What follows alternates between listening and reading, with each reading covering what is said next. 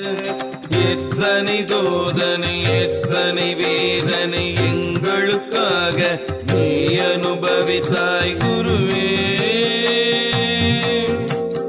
கொடிய நோய்கள் பலவும் இம்மை வந்தடைந்த போது